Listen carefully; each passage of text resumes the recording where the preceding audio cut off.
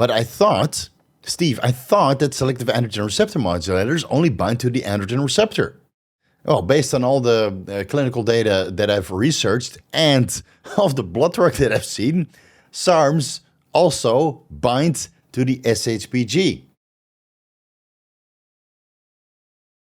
Vigorous Steve here. So you want to run a SARMs-only cycle? And you've come to me for advice on how to run a SARMs-only cycle safely? You know that I'm against SARMs, right? You know that I think that SARMs are for pussies, right? That SARMs are for critters, right? I mean, I prefer anabolic androgenic steroids. You know this, right? I really don't want to make this video, but since I'm cursed with knowledge and since I care about your physical well-being probably more than you do, I'm going to teach you exactly how to run selective androgen receptor modulators somewhat safely. First, we have to classify what selective androgen receptor modulators are because some people really don't know.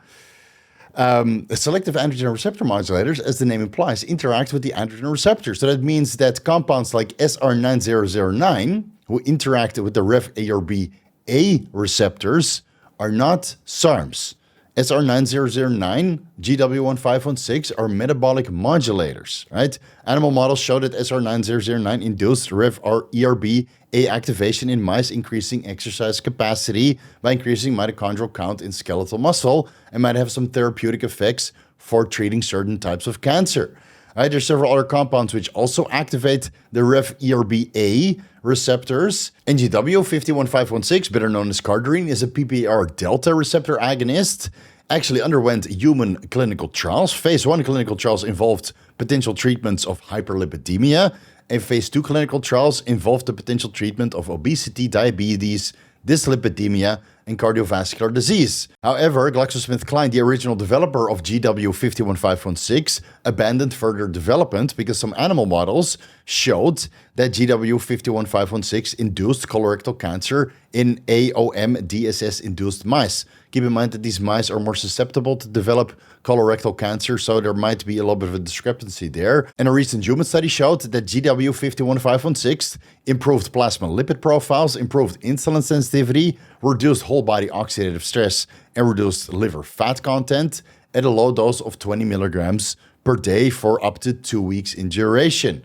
Right? Again, not a selective androgen receptor modulator, and neither is MK677, better known as ibutamoren, which is a potent, long-acting, orally active, selective, and non-peptide agonist of the ghrelin receptor, making it a growth hormone secretagogue. So MK677 is known to increase growth hormone and insulin-like growth factor 1 levels for up to 36 hours after administration. MK677 increases lean body mass with no tangible changes in total fat mass or visceral fat. Doesn't appear to have an effect on cortisol levels. Again, it's still under clinical investigation as a potential treatment for growth hormone deficiency in children and even elderly adults. And up until now, human studies have also shown that MK677 increases muscle mass and bone mineralization and might even improve REM sleep by 20 to 50%. Other evidence also suggests that MK677 might have a negative effect on the hypothalamic pituitary testes axis and lower serum testosterone and estradiol levels. So keep that in mind. And there's a boatload of other growth hormone secretagogues out there that activate the ghrelin receptor. Some of them are orally bioavailable, and others you need to inject. Those are not oral-only approved. So what are the actual selective androgen receptor modulator that potentiate their effects through the androgen receptor? The one that everybody knows, MK2866, better known as Ostrine, now branded as the Novo-SARM, is currently undergoing clinical trials, Phase 2, for metastatic androgen receptor positive triple-negative breast cancer in women. It's currently under development by Veru Healthcare. Now, Ostrine is probably the most investigated selective androgen receptor modulator that is out there. So if you're going to have to make a choice to run a SARM, I would go with Ostrine because you can do a lot of research on it. And that's not the case for all of the other SARMs that are out there, which in many cases have maybe 1 paper or 2 papers, at most 5, right? Ostrine has a good amount of scientific evidence behind it, albeit that up until now, a Novo-SARM, MK2866, Ostrine, has not been clinically approved, so there's no pharmaceutical drugs available that contain enobosarm, right? Up until now. Enobosarm was under development for a variety of other indications, including the treatment of cachexia, Duchenne muscular dystrophy, muscular atrophy, and stress incontinence. Clinical trials for these conditions yielded undesirable results, and the development for all other uses has been discontinued. So there's basically, I think, only one clinical trial left. If this passes, enobosarm might be recommended for metastatic androgen receptor positive triple negative breast cancer in women. But if that one is also closed and abandoned, then there's basically no hope for Osterine, right? The clinical trial dosages range between 1 milligram, 3 milligram, 9 milligrams, up to 18 milligrams daily. And then there's LGD 4033, better known as Ligandrol, which is currently under investigation for the potential treatment of muscle wasting and osteoporosis, currently under development by Viking Therapeutics. Animal studies show that Ligandrol increases bone mineral density and lean body mass while reducing fat mass. And the only 2 human phase 1 clinical trial studies that have been performed so far show that Ligandrol is generally well tolerated at a short-term administration dosages between 0.5 up to 22 milligrams daily, albeit that the overall results of these clinical trials I can't really find. Again, up until now, it hasn't been approved for medical use, and it's not available as a pharmaceutical drug. The clinical trial dosages were 0.5 milligram, 1 milligram, 2 milligram, and 22 milligrams daily. And then there's round 140, branded as Vocila SARM, currently under investigation for potential treatment of androgen replacement therapy and androgen or estrogen receptor positive advanced breast cancer in women. It's currently under development by Ellipsis Pharmaceuticals. Again, very limited scientific evidence, less human clinical data. It seems that the animal study suggests that Vocila SARM might increase bone mineral density and lean body mass while reducing fat mass. And again, this will make a common occurrence at every single SARM. Right? Basically, all of them increase bone mineral density, improve lean body mass, and reducing fat mass. Vocila SARM might also reduce prosthetic size in exogenous testosterone therapy and offer neuroprotection in androgen deficient rats. Also not FDA approved. Then there's a GHK 2881078, produced by GlaxoSmithKline and currently being investigated as a possible treatment for musculoskeletal degenerative diseases. Limited scientific evidence, very few animal studies. There's a phase 1 human clinical trial, which showed that it was generally well tolerated. And a phase 2 clinical trial showed that GSK, all the numbers behind it, increased muscle strength in men with chronic obstructive pulmonary disease. And in these studies, women generally responded better to GSK and your local zip code behind it at a lower dose than males. So women respond better to this particular SARM than men did. Clinical dosages ranged between 0.1 milligram, 0.3 milligram, 0.75 milligram, 1 milligram, 1.5 milligram, 2 milligram, 4 milligram, 8 milligram, up to 10 milligrams daily. So again, the dosages are quite low, and still, the general broad dosages might be up to 30 milligrams daily. Now, without going through all of the different SARMs that are out there, let me just post it on the screen so you guys have a little bit of an idea what each SARM could potentially be about, right? Long story short, the scientific evidence extremely limited. Animal studies are maybe limited to 1, 2, 3, 4, 5 at most. And then some of them are undergoing clinical trials, but the large majority of those clinical trials have already been abandoned. And even then, there might be very limited human scientific evidence to pull data from. But the general consensus is that at single milligram dosages or lower than that, so let's say 0.1 to 1 milligram, you already start to notice negative effects. Besides maybe one SARM, which could be classified as the only true selective androgen receptor modulator in existence, that's S40503, which is currently being investigated for the possible treatment of osteoporosis, developed by Ligand Kaken Pharmaceuticals.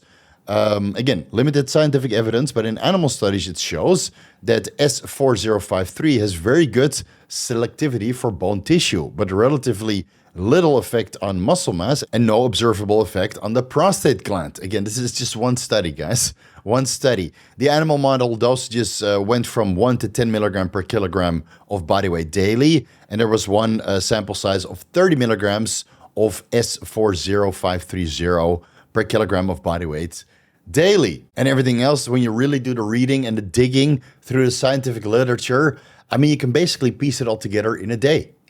Of all of the SARMs, that's what I did. I went through all of the scientific literature of all the selective androgen receptor modulators which potentiate effect through the androgen receptor in a day.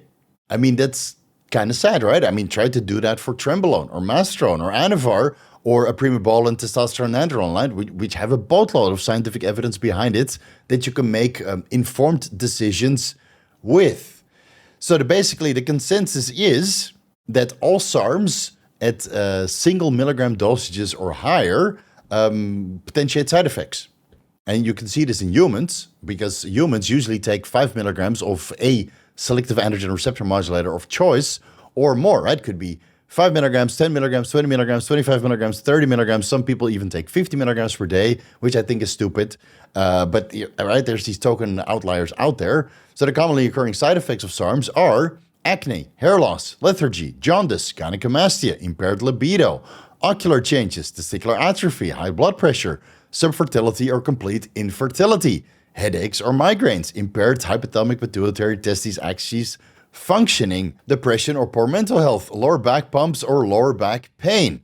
And many of these are actually proven in the various animal models performed on certain SARMs. So you see that libido issues occur in animal models and ocular changes occur in animal models. Testicular atrophy occurs, subfertility or infertility, impaired HPTA function, and changes to lipid parameters. So on the subject of that, let's just go over the commonly occurring blood work changes on SARM-only cycles, which is what I've seen, analyzing blood work results of men, usually in their teens or early 20s, that stupidly do a SARM-only cycle.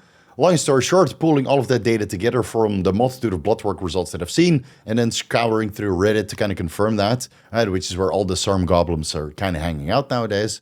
Reddit, so those are skewed lipid parameters, low HDL, high LDL, elevated total cholesterol, and skewed triglyceride levels, skewed liver parameters with elevated liver enzymes, ALT and AST, and sometimes even low alkaline phosphatase, which could be related to the bone mineralization effects or a zinc deficiency, skewed kidney parameters, elevated creatinine, blood urea nitrogen, uric acid, creatine phosphokinase levels, bottomed sex hormone binding globulin levels into the single digits. But I thought that selective androgen receptor modulators only bind to the androgen receptor. Well, based on all the clinical data that I've researched and all of the blood work that I've seen, SARMs also bind to the SHBG. Bottom sex hormones, low total testosterone, moderate free and bioavailable testosterone, probably because SHBG is so low, and low estradiol levels as a direct result of an impaired or non-functioning HPTA. Again, bottomed out pituitary hormones, undetectable luteinizing hormone and follicle stimulating hormone. But weirdly, in a lot of blood work that I've seen, complete blood count, iron and ferritin levels are completely normal. Most of these commonly occurring side effects and blood work changes, very similar to anabolic androgenic steroids, right? Besides that, anabolic androgenic steroids might also increase your complete blood count parameters, right? Raising red blood cell count, lowering white blood cell count, increasing your hematocrit and hemoglobin, and potentially your iron and ferritin levels by increasing iron cycling and potentially iron absorption. I mean, this is what you can expect if you do a SARM-only cycle, but there's some ways around it because testosterone and estrogen, bioidentical hormones, actually help to regulate your blood pressure and improve some of these commonly occurring side effects that might be otherwise associated with the SARMs-only cycle. So to sustain our sex hormone levels, we could take human chorionic gonadotropin, 250 IUs to 500 IUs 3 times weekly, Monday, Wednesday, Friday. But you have to inject.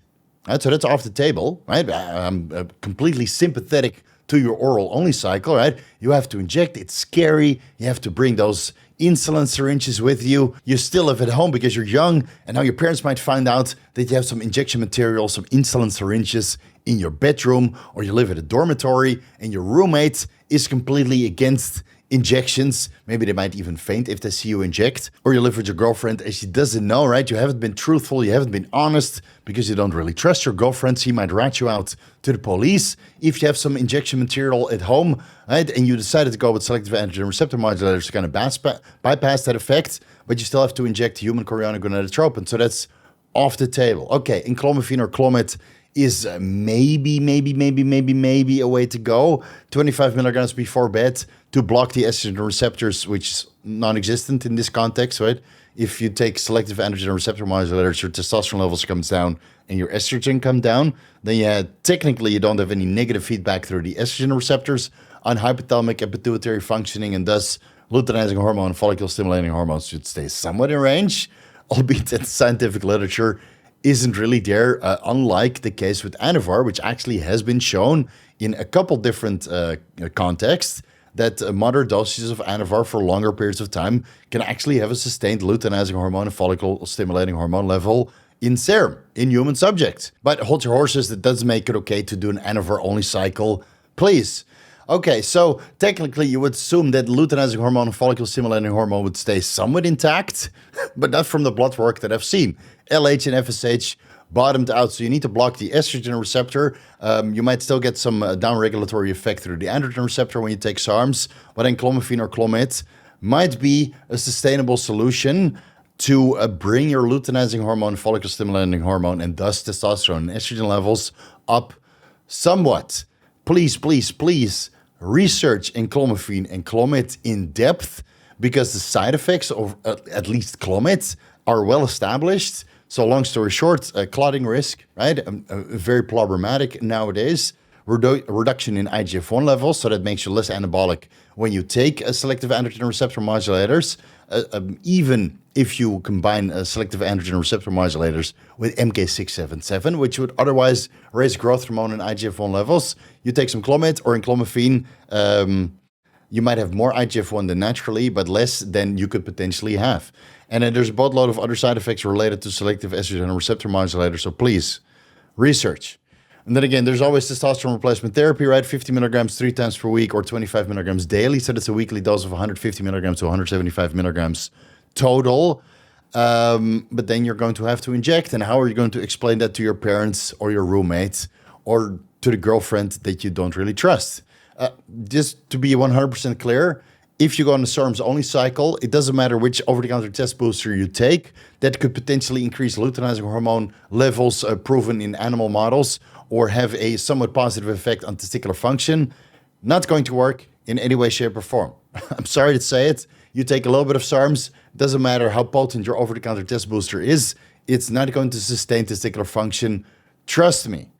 Okay, so this is how to improve your sex hormone levels when you do a SARM-only cycle. Basically, the only option that you have is in clomiphene or Clomid, which I'm also against for long-term exposure. But, right, you're already getting your hands dirty. SARMs are inherently unhealthy. It's up to you to add another compound in there, which is going to make you even more unhealthy, I would say. And we can, maybe mitigate some of that by taking some over-the-counter supplements to improve our lipid parameters.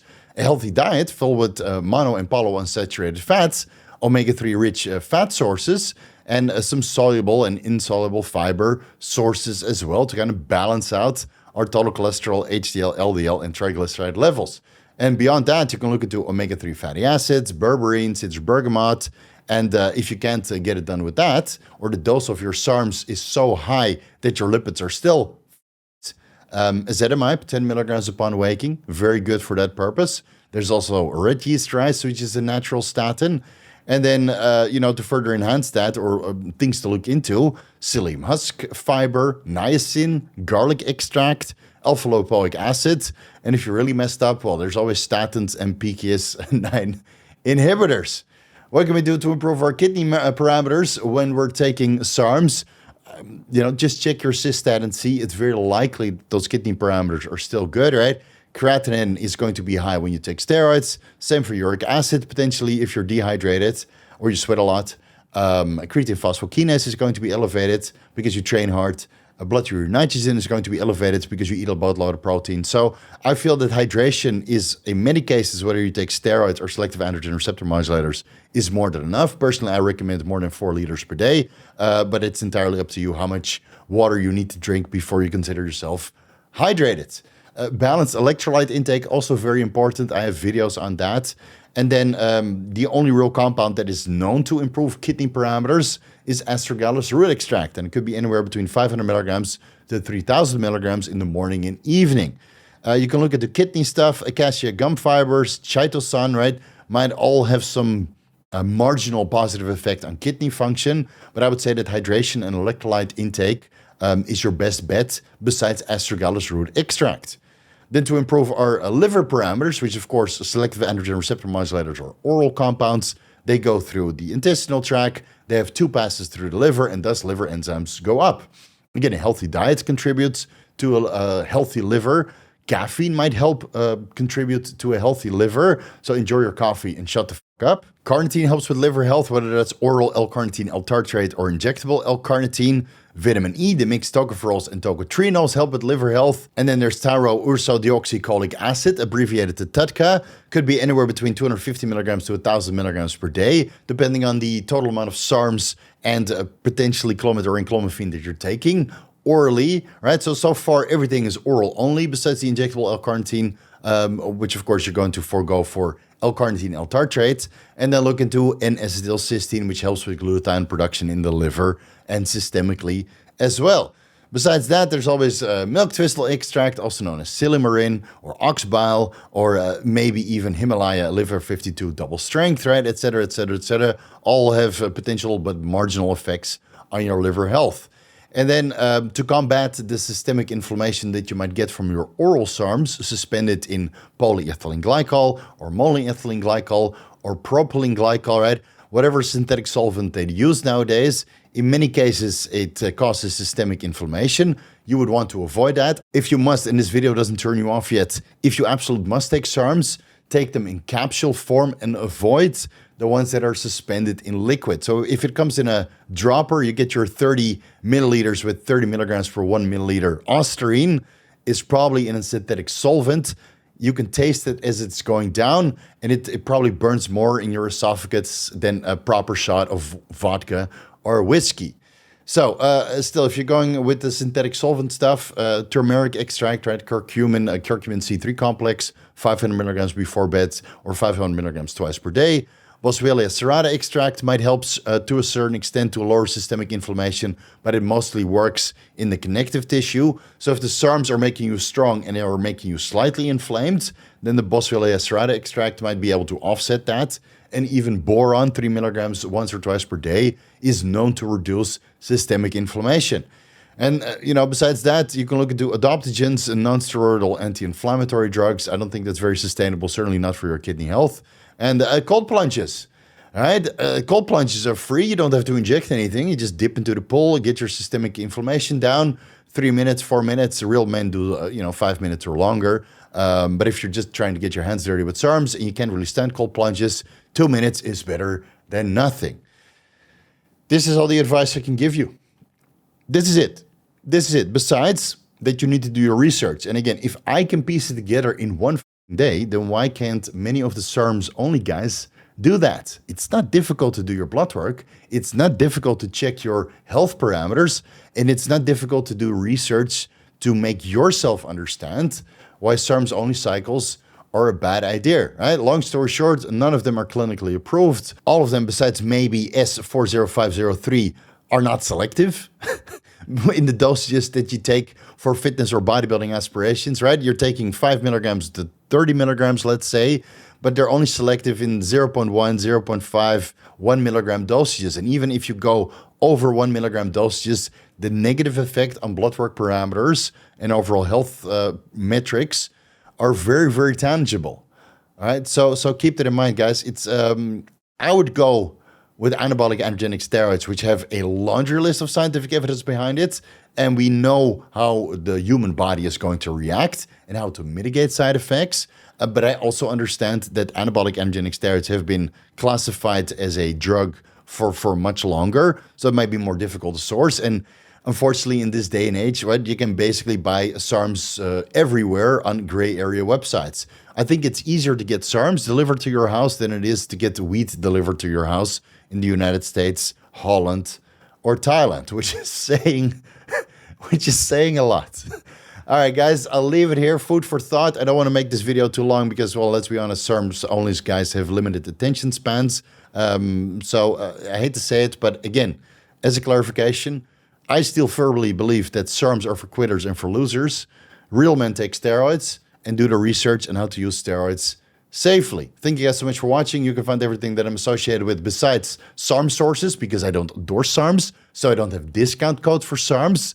Sorry, not sorry. You can find all of my affiliates and sponsors down below. Vigorous crew, you guys know what to do. A front double bicep for you guys. Endogenous testosterone production from exogenous human chorionic gonadotropin. I mean, I still look pretty good. I mean, I didn't need SARMs to get the job done. I used Osterine and I felt horrible, and my squat actually went down from 3 plates to 2 plates. Why? Who knows? I will never touch SARMs again. Peace out.